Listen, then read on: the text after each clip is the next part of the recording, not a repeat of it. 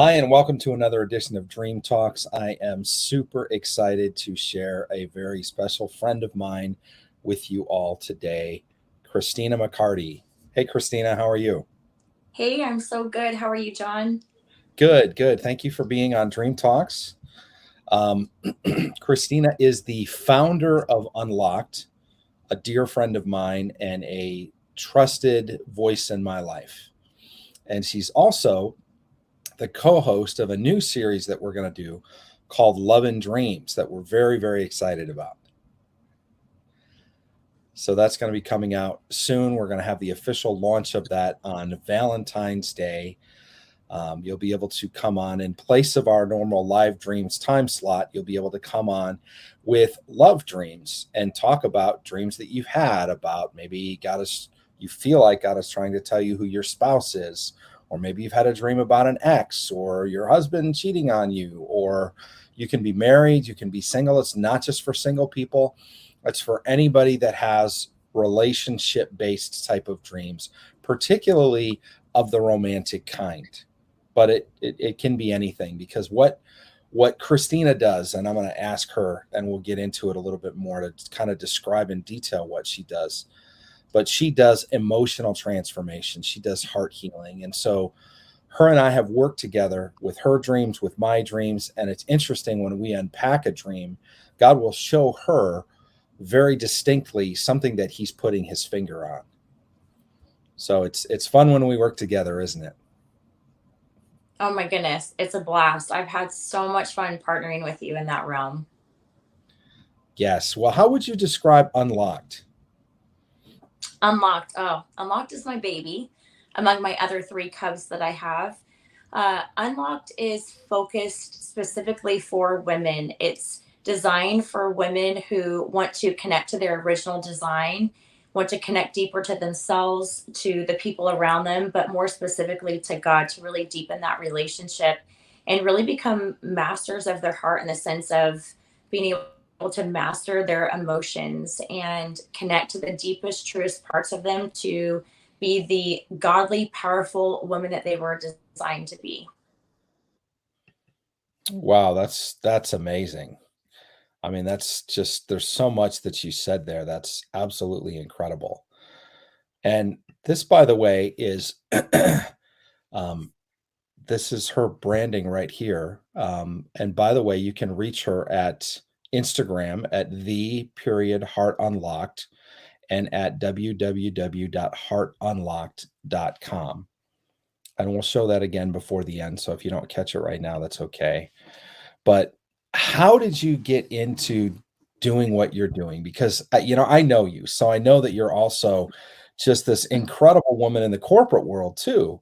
So how did you get Mhm. into, like, this is like this side project? It's really, I feel like it's your passion project. So how did it become so?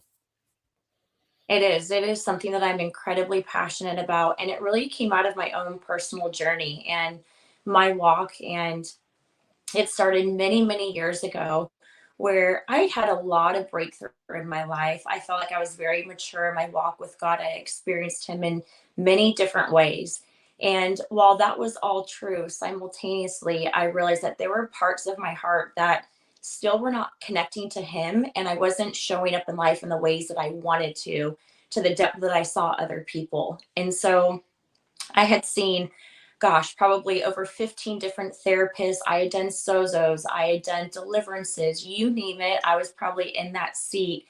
And I did get breakthrough. But ultimately, when I discovered what it looked like to connect to my heart and walk around that realm and get really real and honest with myself, is when my life completely changed. It's where healing really happened.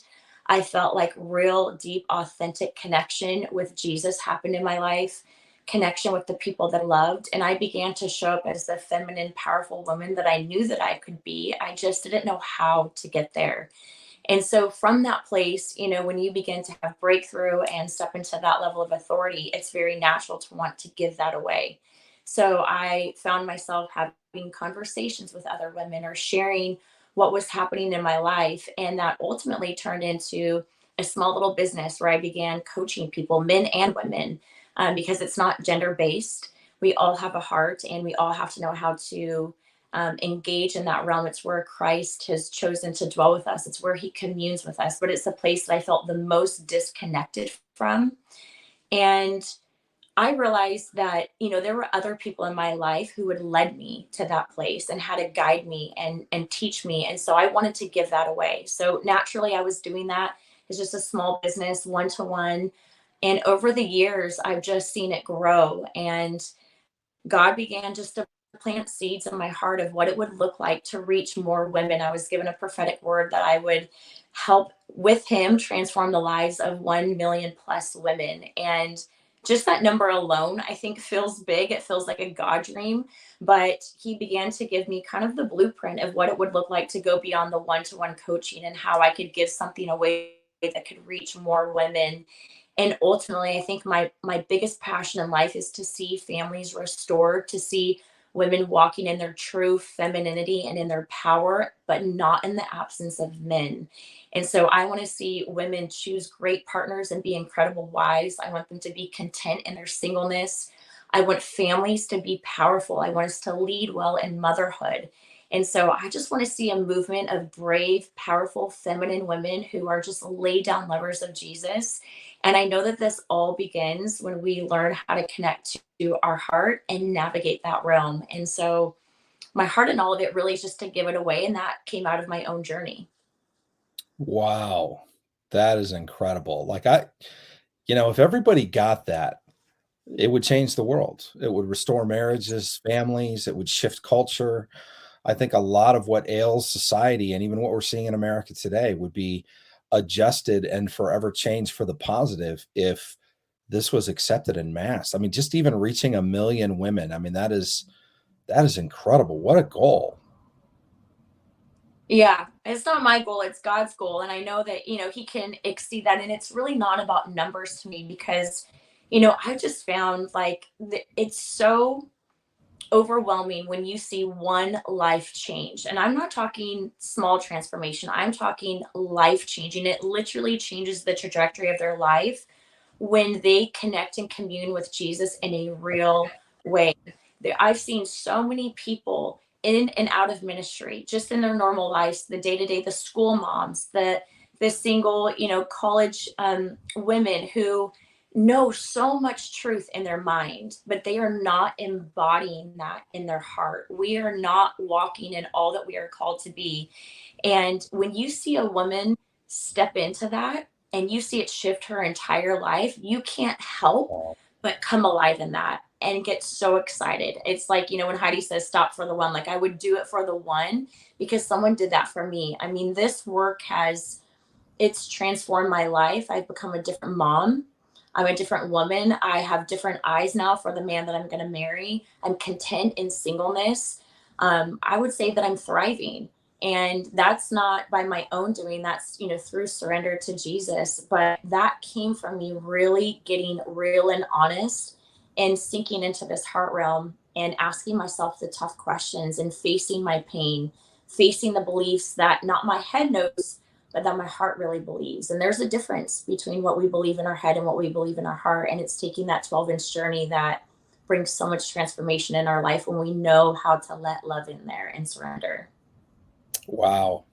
That's incredible. So you went through a lot and you went to a lot of counselors and therapists and different things, but ultimately it sounds like you took responsibility for your own heart journey and you jumped in and you found the tools in your toolbox and you learned the processes and the things that really could help bring freedom in your own heart. And that's what you want to give away to literally help change the world. Yeah, I do. I think one of the things that I see so often with women and I saw in my own life is I could read all the books, I could go to all the therapists, I could do the deliverances. I knew what was wrong. And so many women know the problem, but they don't know how to bring the transformation, how to bring the supernatural power and love of Jesus into these places because there's a lack of awareness and we don't know how to navigate that realm. And so it's really the how is the game changer. How do we do that? And someone led me through that, and that's the thing that I want to give away because we talk about it all the time in church. We talk about it in some of these ministry settings, but it's very abstract for people. And so there are practical ways to drop in and find out what it is that you believe and why, and to get really honest with yourself and how to let love into those places and have real conversations with love himself, with perfect love. And to me, it's not a question of women wanting it. I think women want it. I was willing to take personal responsibility. I took a lot of it for many, many, many years, and I spent a lot of money and went through a lot of prayer. So I don't think it's a lack of desire or the personal responsibility. It really is the how. How do you engage there? Wow, that's so amazing. And I love that. There's that principle in scripture that when you conquer something or when you have a Mhm. struggle, that it allows you to be able to free others. The testimony of Jesus is Yeah. the word of prophecy. And Yeah. one of the things that I'm super excited about the Love and Dream series that we're going to do is like we get into the depths. Like we talk about some of the stuff that you went through in your journey, and it's just like they were things that I didn't know about you, and I've known you for a couple of years. We've had a lot of really heart-to-heart talks and, some interesting things that you've shared with me and I've shared with you, but I did not know the depth of your pain until we did Love and Dreams. But boy, the stuff that God has brought you out of and delivered you from is just amazing. It's just incredible. Yeah, it's really beautiful, because there's such a contrast with pain.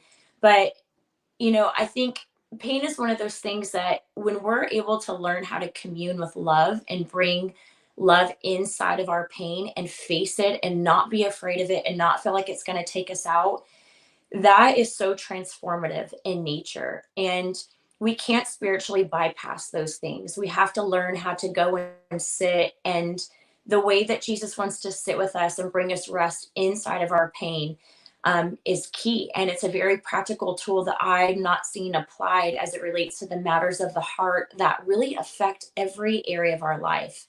The word says all issues of life flow from the heart. That's not one issue. That's not some. That means every issue you have is an issue of the heart. It's a matter of the heart. And so pain is unnatural to the heart. It's not something we're meant to carry or to live with. It's meant to be healed and loved and seen with compassion. Jesus only moved with compassion, but most people don't know how to face their pain in a way that really confronts it and sits with it in an honest way. And so that's one of the tools that I love to see women put in their tool belt and feel empowered with, because pain is inevitable in life. We're going to live, we're going to face pain, circumstances are going to happen, but how you navigate through it and your beliefs around it are the game changer. Wow, that's awesome. That's incredible. I'm so excited to be working with you, and I want to just show people what we have coming up on Valentine's Day. We're going to Yes. have a special called Love and Dreams, and again, it's going to be Christina and I.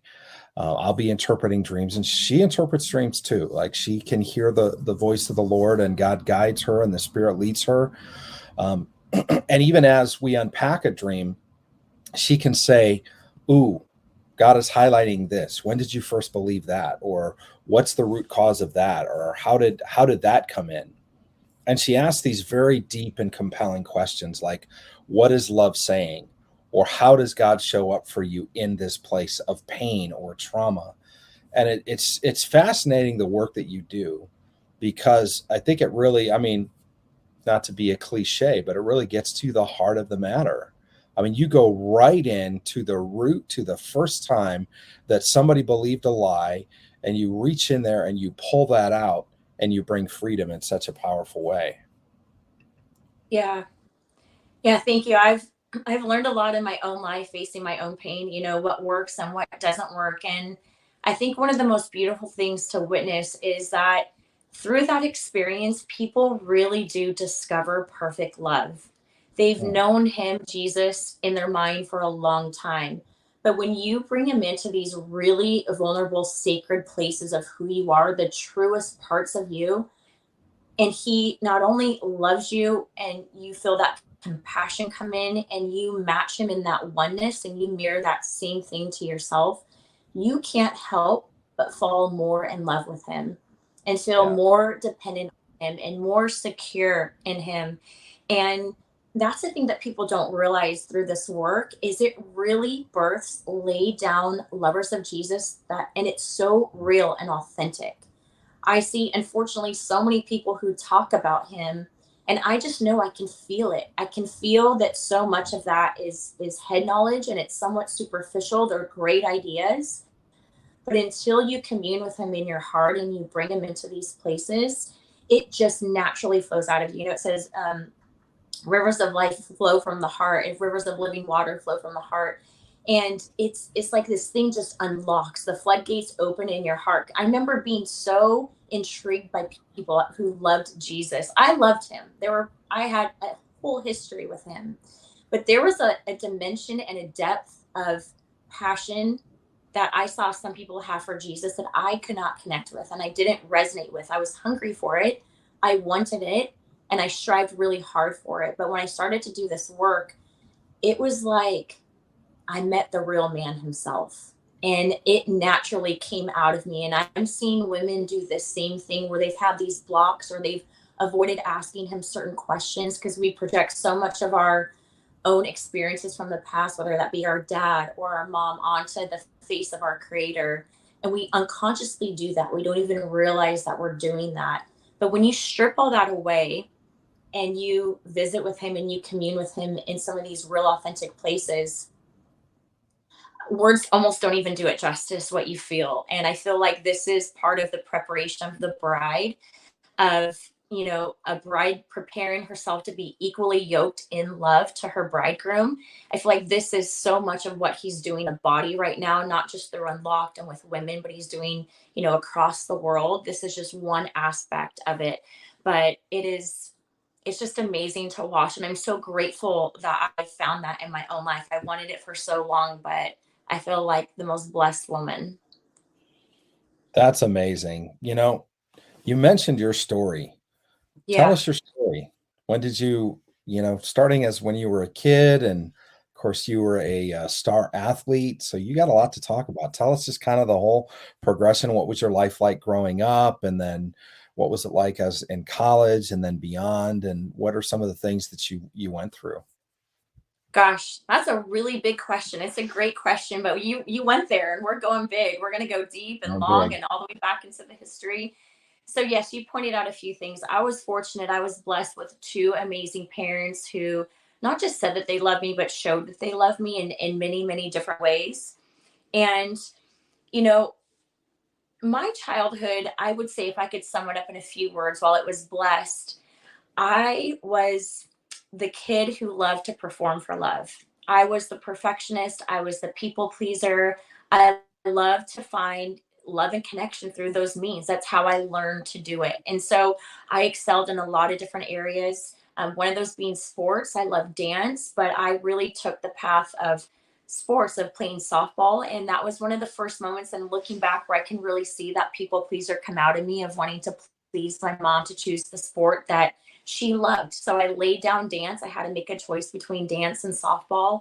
And I laid my passion down to be people pleaser Christina. And I chose dance, or chose softball, went down that path. I ended up getting a full scholarship. And that was amazing. I learned a lot as an athlete, but if I could sum up my whole childhood, it really is a girl who was terrified inside. I thought anxiety was normal. I wasn't really connected to God relationally. I knew of him, but I was very much in the mode of performing for love and feeling like I had to be perfect, that I wasn't worth it. And I wouldn't have consciously said those things.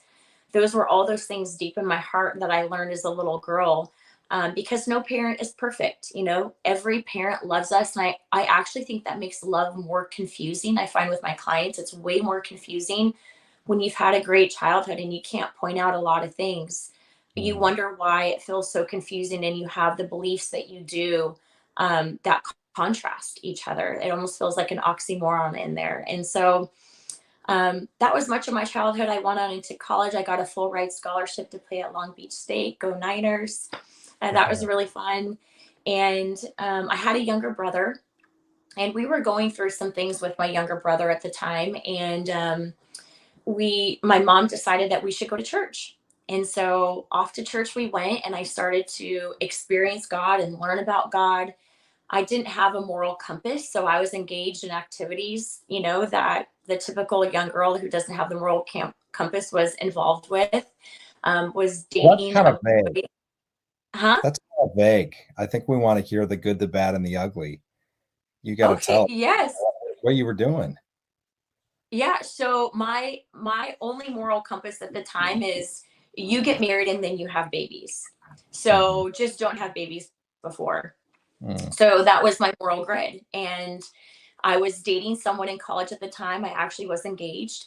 But I was also starting to go to church, and God was beginning to speak to my heart and plant these little seeds of who I am and what's available in Him. And I realized, you know what? Like, this isn't right for me. This marriage is not right. And so I felt for the first time like I'm going to just go all in on God and let's do this journey. We're on an adventure together. I broke off my engagement, Oh, and yeah, that was big for me, but it felt liberating for the first time. I felt just liberated with God.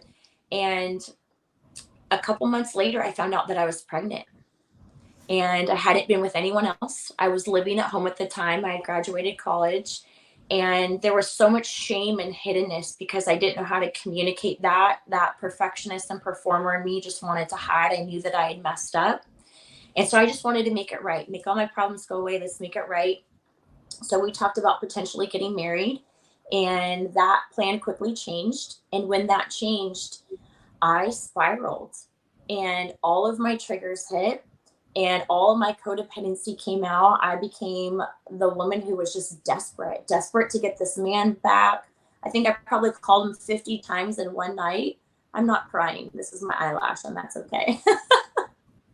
um, uh, so yeah, I remember just being in this frenzy, and these things were coming out of me that I felt somewhat powerless to. I didn't know how to regulate my emotions. I didn't know how to bring love into that space. I was powerless in the moment. And so, long story short, um, we brought all this to the attention of my parents through my pastor's recommendation. I ended up going to them, and I ended up having an abortion. And it was in that moment that, oh, wow, just the emotional turmoil that I hit afterwards was devastating. What it does to a woman to kill her own baby was one thing. I know emotionally there were things that you can't even comprehend, you can't explain. But the thing that I saw in me that I was most ashamed of is that I was more sad and grieved by the fact that I could never go back to this man. And that's for the first time when I really started to do my work that I saw so much codependency in me, and this need to be with someone, to feel worthy, to feel validated, and the pain of feeling like I couldn't have it and I could never go back. And so I ended up spiraling into depression. I didn't know how to communicate my emotions. That's another area that's made me so passionate about this, is because I had no idea how to communicate what the heck was going on inside of me. Even if somebody asked, people said they were praying for me, but I was so disconnected from this real true place of my heart. I felt overwhelming viscerally, but the language for it was lost. It wasn't there. I didn't know how to grab it. And what ended up happening is, as a cry for help, I didn't want to die. I tried to hang myself in my parents' garage. And wow. that's another area I would say of, gosh, just passion that so much of Unlocked is birthed from. Because as it relates to suicide, I know that there are so many people who have so much pain and who are hiding it and don't know how to communicate it. And I think a lot of times people don't actually want to die. They just want out of their pain, and they Mm. don't know how. They don't know how to bring love into that. They don't know how to have those conversations with Jesus. And so ended up getting 5150. For the viewers who don't know what that is, that's like you're basically admitted into a psych ward for 72 hours. Wow. And in that moment, when they were doing the, I guess, a review, right? They're going through a review, asking me questions. and telling me that I'm going to be staying in the hospital against my will, I completely manifested and I lost it. And I had three men rush into that hospital room and pin me down. And in that moment, and John, we've talked about this because there was a dream connected to this, is what happened in the moment, why I needed to cry out for Jesus. But in this moment, I knew that they were probably going to put me in there, medicate me. I was going to be a zombie. And it was like my life was over. It was like that was it. I just had this eternal knowing of the light inside of me, my spirit, like it just was going to be quenched. And so I screamed out a blood curdling, only Jesus can save me, three times, the top of my lungs that just came out of me. And Mm. he delivered me of all of my suicidal thoughts. I didn't want to die anymore, but I still had anxiety. And there is something relationally that I know that Jesus wanted to walk out with me, because had he just delivered me of everything, I wouldn't have known how to relationally connect to him and things that were so important to my walk with him that I can now see that I couldn't see then. And so um, that really just opened up the floodgates for me. I started ministering to people in the psych ward. I mean, that's a whole story of itself. Wow. But man, was I on fire from God from that point on. And I just thought, all my problems are over, right? Like I found God, he's Wow. real, I delivered, I don't want to die. And I just shoved all of my pain. I shoved all of my beliefs, my emotions, and I just spiritually bypassed it all. And I said, I'm fine. I love God. And that was the people pleaser in me, right? The perfectionist now that found herself under the Christian hat, but nonetheless was not authentic and real. Mm. And to be Wow. honest, I didn't even realize that I was doing that.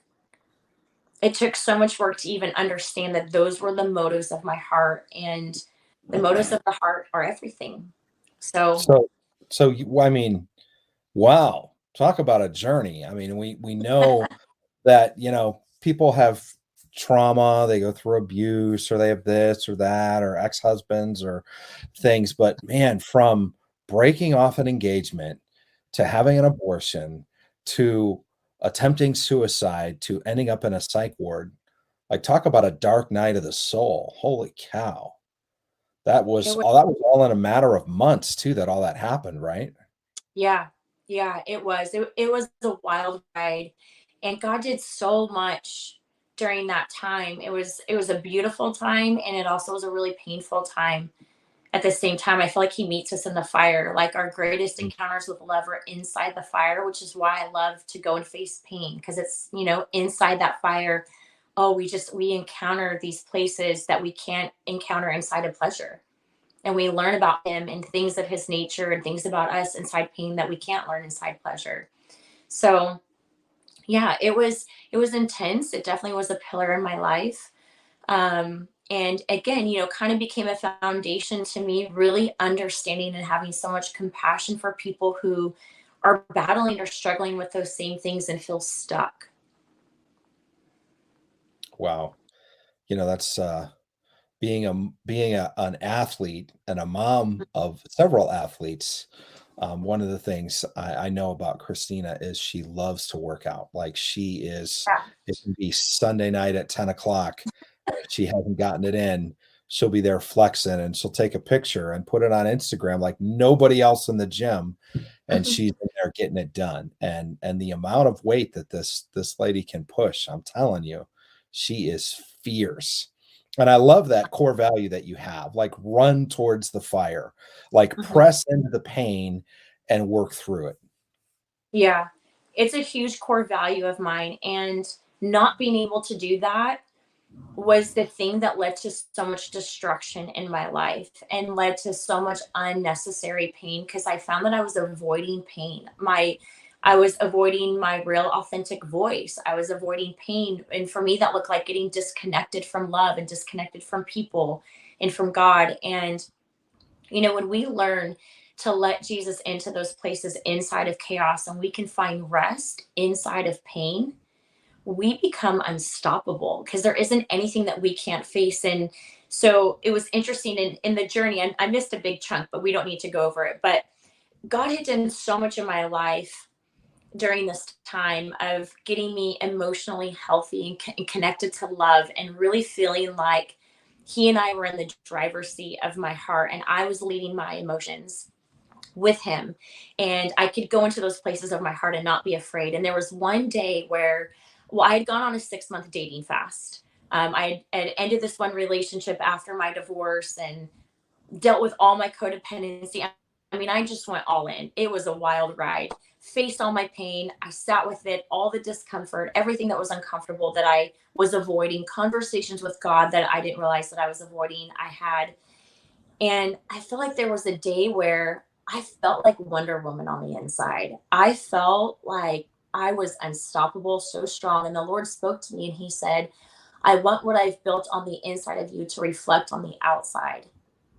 And I immediately got this image of me almost like a bodybuilder, really strong. And that began that physical journey for me into fitness that you're speaking of, because it was motivated by love. It wasn't motivated by anything else but the Lord. And so he took me from that inner transformation to an outer transformation, and has taught me so much through that about, again, this concept of leaning into discomfort and leaning into pain, and not avoiding it, not bypassing those things, and realizing that so much growth happens when we choose into those things willingly and feel powerful inside of it. That's amazing. I love that. I feel like if people understood that, and like, how do you Mhm. impart that core value of pressing into pain, particularly for people that feel like they've been traumatized or that feel stuck, or on a physical side, are feel overweight and lethargic, and they feel like, oh my gosh, I could never lose the 50 pounds or 100 pounds or whatever it is that they have to lose. Like, pressing into that pain can be a very, very frustrating thing for a lot of people who don't have any idea even really where to begin. Yeah. And unfortunately, whether you deal with it or not, it's affecting you. So the Mm, choice really becomes, you face it and you deal with it, and you get to actually live out all that you were created to and all that Jesus died for, or you can stay in that loop and those patterns, but you get to choose. And the only way to really get on the other side is to move through it, and you have to confront the things that you really believe at a heart level. And so much of this, is we have to deal with these matters of our own heart, mm, because they contradict our ability to connect and really grow in our love with the Lord. They mm. oppose who he is. He is truth. And when we're not aligned to truth in our heart, we're double minded.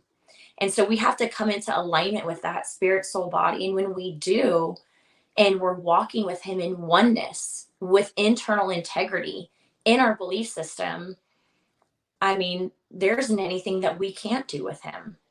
So, you know, this concept of people not wanting to face their pain or doing the uncomfortable things, you get to choose your pain. They're both uncomfortable. Living the life that's unsatisfied and isn't to your fullest potential of all that God created you to be is painful.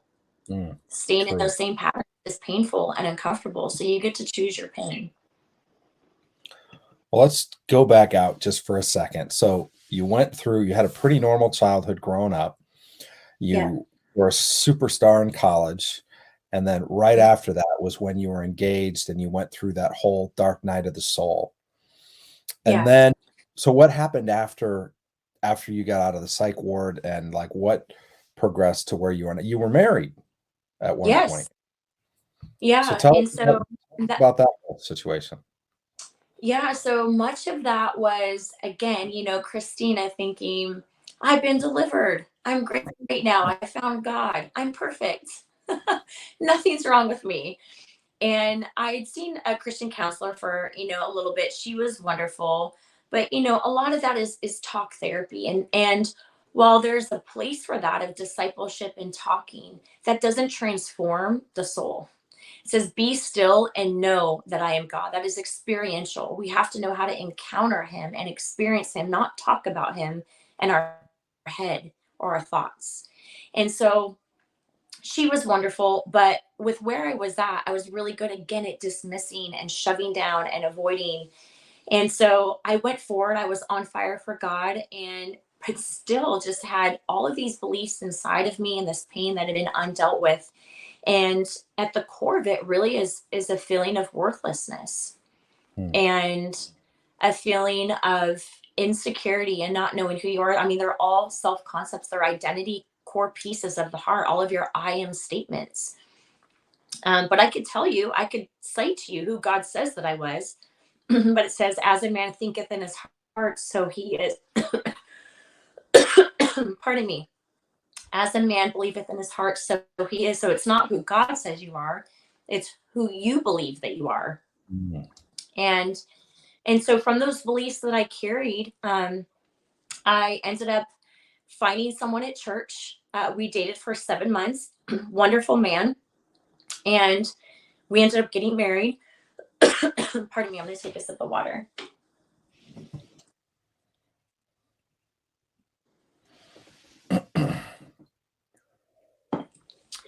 Um, we were married, Mm-hmm. and I just went right into that performance mode and just avoid thinking anything and everything was going to make me happy.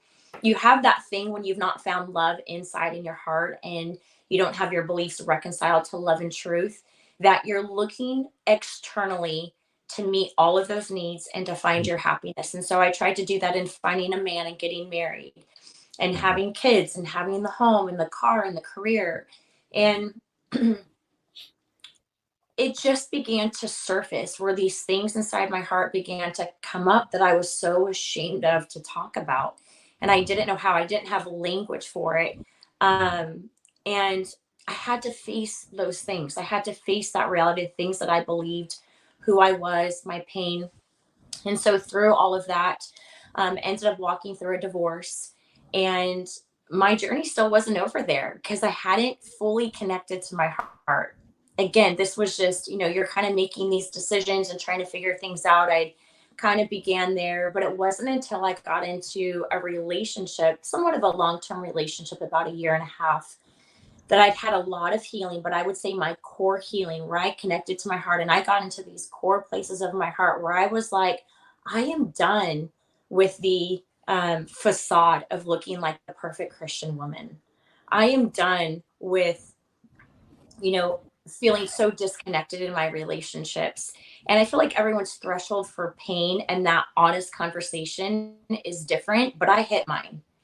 And I experienced a lot of pain inside of somewhat of a long term relationship. And I could see these things inside of me that were so um, just desperate for love, desperate for connection, and not knowing how to do it or where to get it. But I knew that I needed to go all in on God, and I needed to face these parts of me and sit with myself and sit with Him. And so that led into the 6 month dating fast, which turned into much longer than that, because I needed to find that contentment within. I needed to know the real Jesus. I needed to know real perfect love, where everything that I needed was within, with Him and with myself, where I was no longer going to be powerless to my circumstances or a victim to my circumstances, that regardless of what I faced, that I could find that contentment and the satisfaction in Him alone. And I showed up that way for a long time. It looked like I had it for a long time, but I really didn't embody it. I wasn't being honest with myself. So it was tough and it was painful, but it was so worth it to get to where I am now. Um, So you came and out I of the felt, dark night of the soul feeling like you were healed and ready to go. yeah, And it then very was much it so. shortly after that that you got engaged and married, or was it like a several year period? Or No, I would say that the dark night of the soul was still choosing into marriage and choosing out. That oh, there were still, yeah, parts of my soul. You know, there are different parts of our heart, right? There were parts of Christina that were very mature and knew the Lord and had a history with Him, and that were renewed and aligned to truth and love. But there were still a lot of parts, caverns of my heart that were not. And I think that's hard for a lot of people to understand, that you can have some beliefs that are renewed and others that are not, and you're still going to be operating from all of them. And so, yeah, the dark night of the soul for me was a long one, again, because I was looking to all these different ministries and deliverances and things to get into the matters of my heart that weren't doing it. They weren't, I just wanted someone to come in and fix me like a project, just make it better, clean me up, put a bow on me and let me go off and be, like my Right. perfectionist performance self again. And it just doesn't work that way. We don't actually relationally experience and connect to Jesus that way. Mm. And so that it's when I was ready to let him into those places and realize that I had been avoiding him and someone could guide me and show me how. Mm. And a lot of it was seeing people who were already embodying that could be that testimony, that place of hope for me, where then I had two choices. Once you know it's possible, you can either choose to move forward and overcome it, or you get to be a victim and deny Yeah. it. Yeah. So, we all have those crossroads, but the minute someone crosses your path, like now, I hope that I get to be that inspiration for many women, that it is absolutely possible to fall so in love with Jesus that you can be content on your own. You can feel powerful. You can have standards. You can be an amazing mom. You can thrive in all areas of life and really be satisfied and let go of all of it and still be okay. Mm. That's so good. That's so good. And so now, you recently, I remember when this happened, you recently got ordained, right? Yes. So now Yeah. you're an ordained minister. You're a single godly woman who's waiting on her husband. You have 3 wonderful cubs, and you're content where you're at, but you're still praying for and looking forward to the more. Yes. And truly, John, that is the miracle. That's the thing that I thought, Mm. when I look back across all those years, I believed for God in so many different things, finances and, you name it, healings and miracles, whatever it was. But in the area of my heart where it came to contentment, that I could be alone, that I could be single, that I could truly be in love with Jesus, where it's authentic and real and it's not in my head. It flows out of the woman that I am. I actually didn't think that that was possible. And had to face, that was the first belief and lie that I had to face, is that no, it is possible. And that I'm that woman today, that I get to show up and it's authentic. Mm. And so that's the things that I get to look at him and say, he did that. He did that in me through surrender. He did that through me by allowing him to come into these places of my heart and be a hero, be my lover, my protector, my defender. When I look at Psalm 23, I see it so differently. That was kind of my banner scripture for my time alone with him, where I would just lock up literally every day. I would drop my kids off at school and I'd come home on the weekends. I wouldn't do anything. And I found him as this man who is so unbelievably perfect in his love. And to find contentment there, to me, is the miracle in my life. So many people have miracles in all these different aspects of their life, but emotionally, as a woman, to say that I'm truly content and to that be real inside of singleness is mind blowing to me still. But he did it. We Well, did it, especially I guess you could say. yeah, you did it with him. But Yeah. especially coming from that place of, I heard you say codependency, of just really being one of those people that had to have somebody in your life to feel complete, and now to be that rock for your family, your extended family, for your mom and dad and your brother and your kids, and so many others who are your clients now, who you're guiding through this process while you're holding down an important corporate style job, and you're doing so many things. You're very, very active, involved in your kids' lives. I just think it's amazing the stuff that you do and the impact that you're having. Thank you. I do want to say one thing that I think is really important. We can put any label, any fruit that we want. Mine was codependency. Mm. But ultimately, everybody has needs. They're God given heart needs. And below codependency is a need for love and connection. And, Mm. it could be a man having an affair on his wife. We've seen so many pastors fall. We see these things rampant inside the church where these things are hidden. And they're matters of the heart. And it really comes down to understanding that you have God given needs that were designed and given to you to lead you to your lover, Jesus. And we have to not only know what those needs are, but we need to know how to get those met through him. and alone in him as our primary source. And so, as much as yes, we can put codependency, we're all human, and inside of our humanity, that God wired need for love and connection is there, and it doesn't go away. It's like food and water to the body. And so, they're not nice to haves, they're need to haves. And so, whether you're a man or a woman listening to this, it doesn't matter whether your issue is codependency or something else. It could be addiction, it could be lust. It doesn't matter. It really comes down to these needs of the heart and knowing how to get them met in a way that serves you and draws you in to your lover. That Psalm 23, where he gets to be provider, protector, defender, all of these things that he desires to be inside of our life, but we have to let him in. Wow. So good. Well, there's one thing that fascinates me every time that we talk is I learn more of the depth of what you've been through and what you've come out of.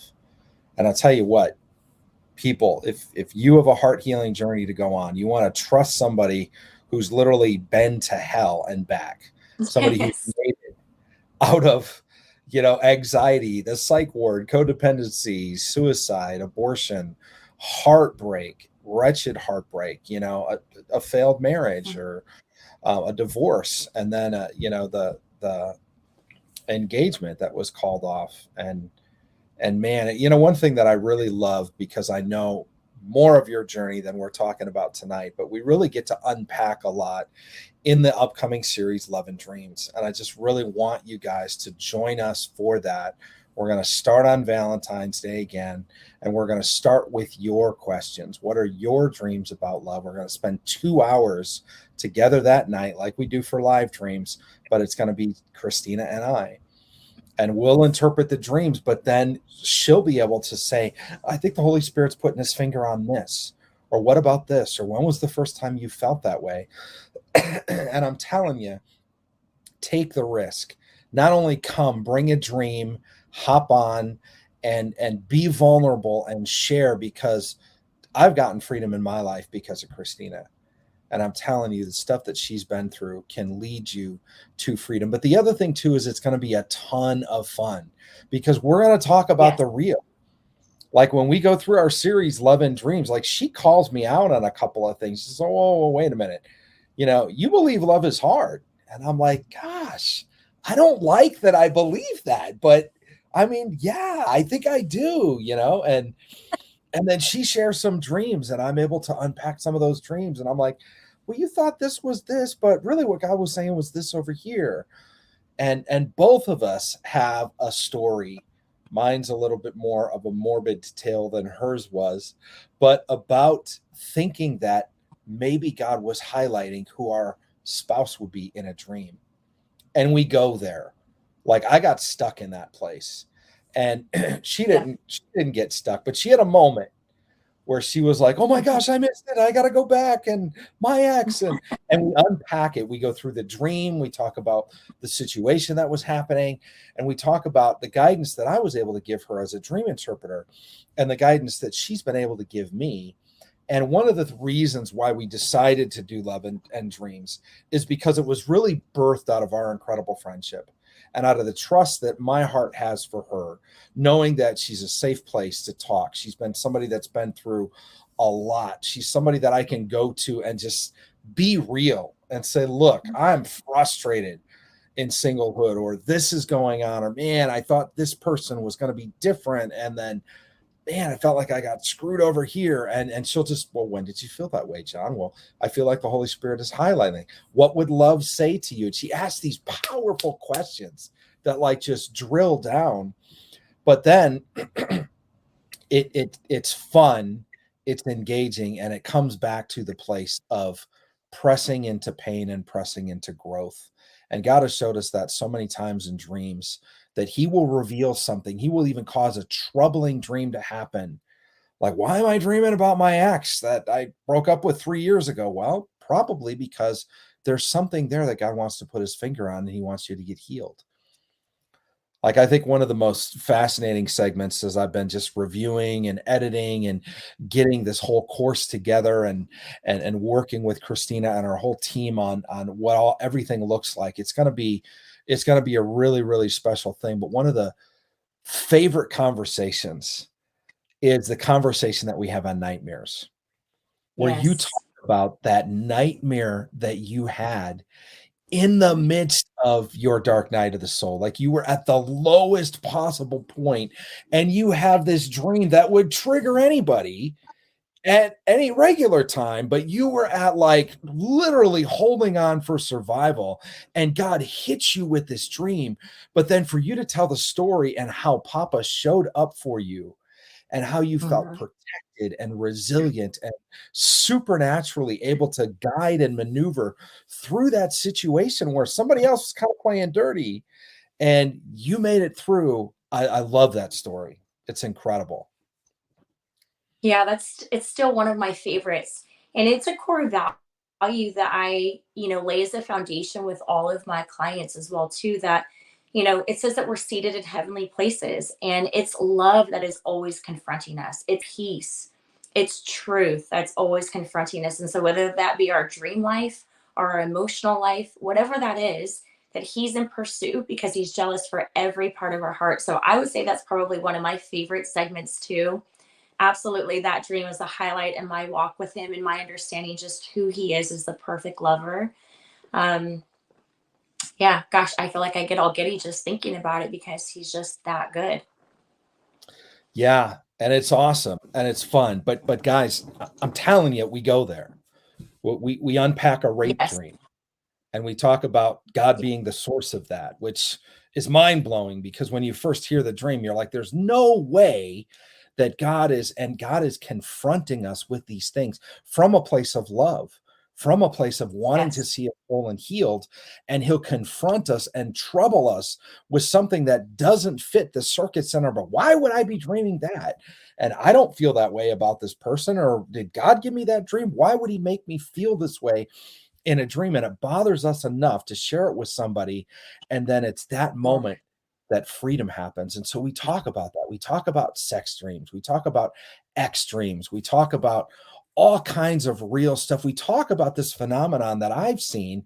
And again, I share my story where I got stuck having multiple dreams for a period of years about the same person and thinking, God has to be saying that this person is my wife and shutting down all other options and being stuck in that place of, I just need to wait and I just need to, or when I felt like it was slipping away, I need to try harder. And there's something I need to do because if this is ordained by God, then blah, blah, blah. And ultimately at the end, like, well, we tell you what happened. Well, spoiler alert, I'm still single.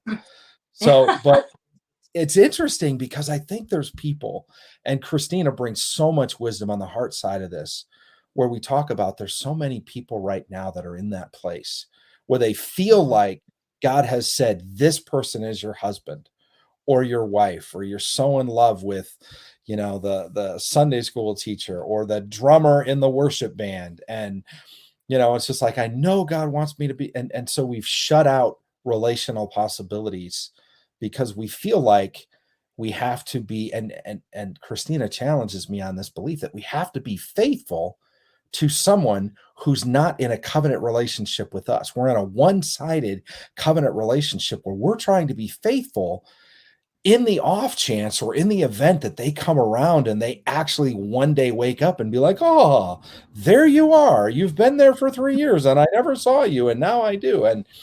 And so how to process this stuff in our life that allows us to get unstuck, to be in a place where we can be searching for the person that God has for us, open to the opportunities, submitted to Him and His choice, but open to things that may not look like we thought they look. I mean, again, I thought one person, this is it, no other possibilities. And then when that didn't happen, that left me with disappointment and offense. And in fact, it left me with offense to the point that I wrote off dreams entirely because I felt like God spoke that revelation to me in a dream. And so it's the juxtaposition of Christina's journey, the heart healing, the nightmares and the dark night of the soul, what she's been through, the work that she's done, and that one place that I gave up on dreams altogether. So many people now know me as the dream guy or the mentor and spiritual intelligence and all these things, it's like unfathomable for a lot of people to believe that I literally threw all my dream journals in a box, put them in the back of the closet, and said, I'm done with this. I don't know why I ever believed in this.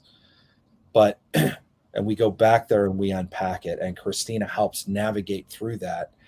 And we provide hope and an immense amount of freedom for people that may be going through something like that or similar. Yes. Well said. I feel like that was the perfect recap. And I think the thing that just excites me the most is the real talk. I'm so passionate about people just bringing honestly their real self forward so real love can meet them there. You're so good at real talk too. Thanks. You know? And she's got a great singing voice. She busts out into a love song a Okay. couple of times in the middle of the That is not series. true. That is not true. We're going to leave that off script on that one. Oh, we are definitely going to keep that in the edit. That will be definitely in the final edit. I actually chime in. I'm not sure my tonal quality is as good as hers, but we have fun. We bust up laughing a couple of times. We get really serious and we're challenging each other a little bit. And so there's this back and forth, and it's just, it was so much fun filming it. I mean, I never had that much fun filming an extended series like that. It's not completed yet as far as the edit, but it looks like it's going to be like a course that's going to be like probably 10 episodes, 20 minutes to a half hour each, where they're going to be independent conversations about different aspects of love and dreams. But we're going to kick it off on Valentine's Day with your questions on love and dreams. So bring a dream, come and join us. It's going to be an absolute blast. We're going to have a lot of fun. And I don't know personally of a better way to spend Valentine's Day. Bring your spouse, bring your date, go out to dinner, and then grab a glass of wine or whatever you do, some chocolates, and sit in front of the computer and call us as a couple, call us as a single person, call us as a group of girls at your Galentine's Day gathering in your pajamas watching, whatever Lifetime or whatever it is. And we'll go around the room and talk about people's dreams, and it's going to be so much fun. I can't wait. This is going to be fun. Yeah. And no question is off limits, even if it's a relational question or things, bring anything to the table. All is fair game. She said it. We got to live by it. No question is off limits. That's going to be a fun one. I'm going to remember you said that. I'm going to be like, okay, this one's for you, Kristina. But she's not afraid to press into other people's pain. Somebody that's fearless to go into the dark part of their heart and their soul and really press in, isn't afraid to navigate through with somebody else. And so I'm that way too. As you guys know, I believe dreams come from God, and we've talked extensively about nightmares and things like that. And so we're not afraid to go there. Dreams that trouble you, dreams that scare the hell out of you, dreams that freak you out about somebody cheating or this or that, or what does it mean, and blah, blah, blah. We talk about the type and shadow. We talk about, what if I had a dream of somebody that's supposed to be like my spouse, but it's not really that person? Can God represent an ideal using a person that we already know? Absolutely, he can. And so why don't you come and join us for Valentine's Day? It's going to be an absolute blast. It's going to be so much fun. And we look forward to seeing you there. It's at the regular Live Dreams time frame, 6 p.m. Eastern, 5 p.m. Central on Valentine's Day. And like I said, bring a love dream, bring a question, and bring a friend. We'll have so much fun. And thank you, Kristina, for being here with us tonight and for telling your story and sharing your heart. What an amazing, amazing friend that I have in her, and somebody that can help guide you through your healing journey if you so need that. So check out her